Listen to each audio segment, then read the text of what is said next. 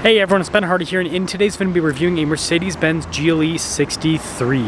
Before we get in this video, I want to give a huge shout out and thank you to the Mercedes-Benz of Salt Lake City, Utah for giving some time with this GLE. I'll include a link to their website in the description down below so you can check out what they have currently. If you have any questions or need any help, just ask for Dylan. Also include a link to my car buying guide. Let's get into it.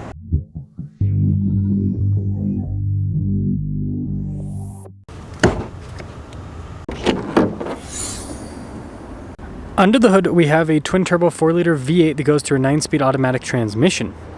Fuel economy is 14 around town and then 19 on the highway, with power outputs being 603 horsepower and then 627 pound-feet of torque. Before we move forward with this review, I do want to mention if you want to see more videos just like this, then I recommend you subscribe because I post content every single day. So starting with the front end, I think the light design, pretty cool, especially with the turn signal indicators. Then you got these sharp lines here on the hood, and then you've got the vertical slats there for the AMG style grille with the AMG logo there off to the side. And then you can see with the trim here at the bottom all blacked out. Looks really cool, but yeah, putting it all together, I like it. Now turning wheel setup is 285 by 40 by 22 in the front, and then 325 by 35 by 22 in the rear, so slightly staggered setup. And then again, we've got the AMG wheels. So you got the silver ring. It's all blacked out in the center. Lots of spokes. Got the giant red brake caliper as well. And then you notice elements like the fender flares are body painted. Same thing with a lot of the trim there on the side, except for that blacked out piece. And if we take a few steps back, you can see all the window trim's blacked out, and it's a cool looking set profile.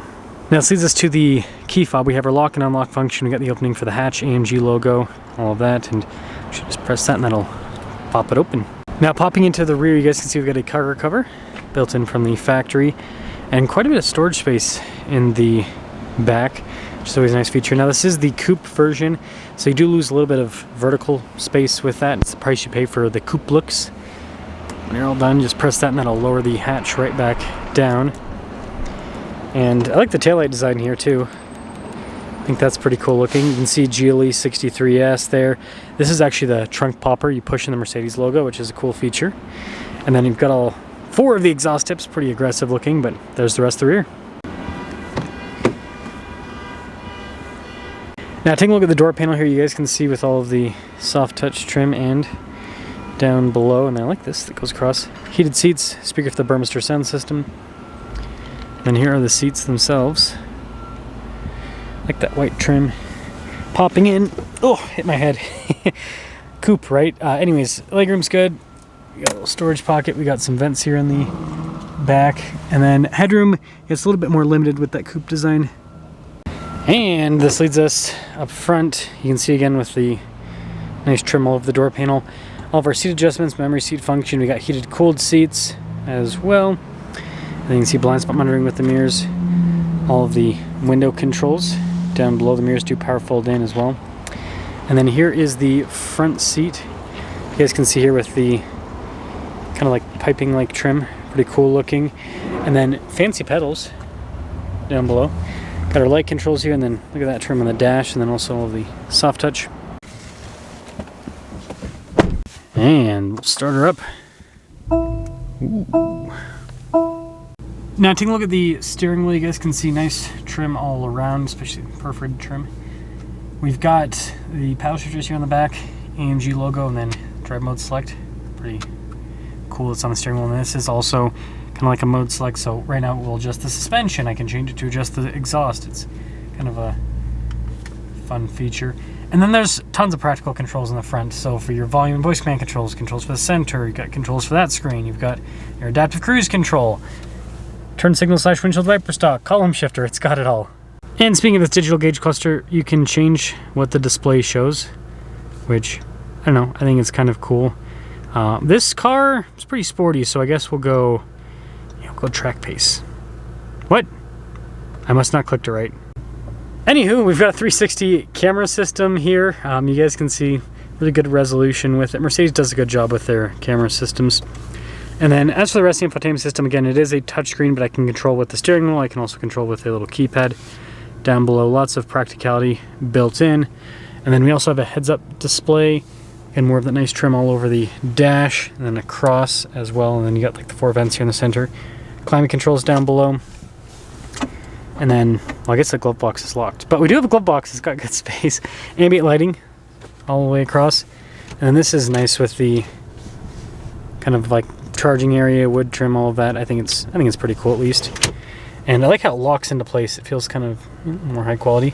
Of course, got the grab handles with this. And then a bunch of physical controls in this area, including for the drive mode select, your volume controls, the keypad for the infotainment system, the suspension to raise and lower it. Got more storage behind. Nice trim here on the top. Pretty cool with the rear view mirror. And then premium headliner with this. Big sunroof. Here's a quick look at the window sticker. So 2025 GLE 63. And you can see the standard equipment. This comes pretty loaded up as standard, but there are a few options that you can add to it, like the cool paint color this one has. Total MSRP is $142,180. See how it performs.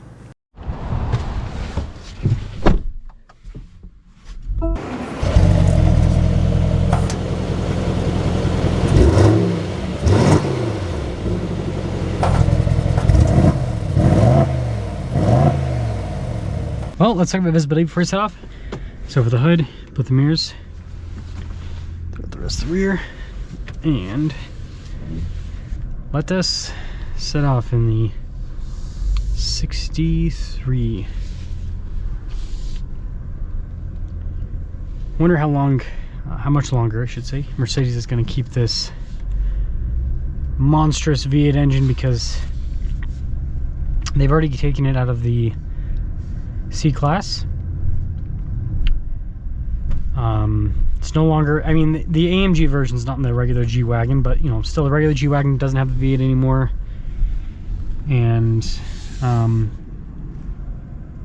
yeah, so it'll just be interesting to see if they end up putting something else in this, like a inline 6 mega horsepower hybrid.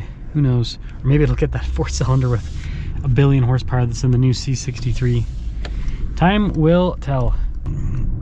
Driving the GLE 63. It's a bit firmer with the ride. Again, this is a performance SUV. So you're going to get a little bit more road noise from the tires and everything. It's less about luxury, more about, again, performance. So that is something to keep in mind. But yeah, overall it's smooth though. I mean, in this comfort setting, it's pretty smooth to the ride. It's just you can tell it's more sport tuned. And damping though it's nice. It goes with the bumps pretty well. Pop it into the Sport Plus mode. You got so many different drive modes in these. I don't know about you guys, but I kind of feel like the amount of drive modes in cars has gotten a little bit out of hand. It's like, why do we need 50 million different drive modes? Ooh, that sounds good. Smooth too. But yeah, it's this really deep, throaty V8.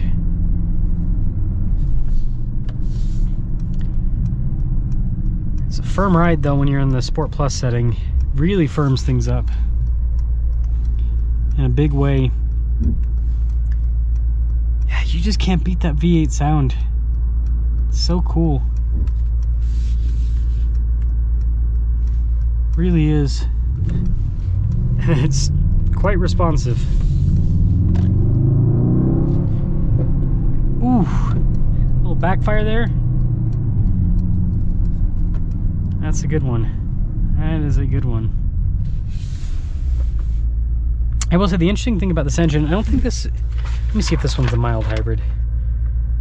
Oh yeah, it does have a hybrid assist. Yeah, I was gonna say, I noticed there's kind of like a little shove right off the bat. And then it, you know, kind of, there's a little bit of a gap between that initial shove and then once you really get into the boost, and then once you really get into the boost of this, then it's freight train levels of power. But either way, it's good overall. So, didn't mean to click on something. So yeah, with the GLE 63, it's cool that it still has a V8. I've said this in the past, I'm not a huge fan of the coupes. I think the SUVs are better, just more practical. I think they look better. I think that's just the way to go. But yeah, if you want the coupe swoop design, that's what we'll call it, coupe swoop. And yeah, that's what this has. And let's just cross our fingers and hope that this continues to have a V8 into the future for quite some time, because I don't know, I think that's just it's kind of like the soul of Mercedes in a way, is their crazy high performance V8s. Like this is, that's what Mercedes is about. Lots of torque, lots of V8 sound. But let me know what you guys think about the GLE 63.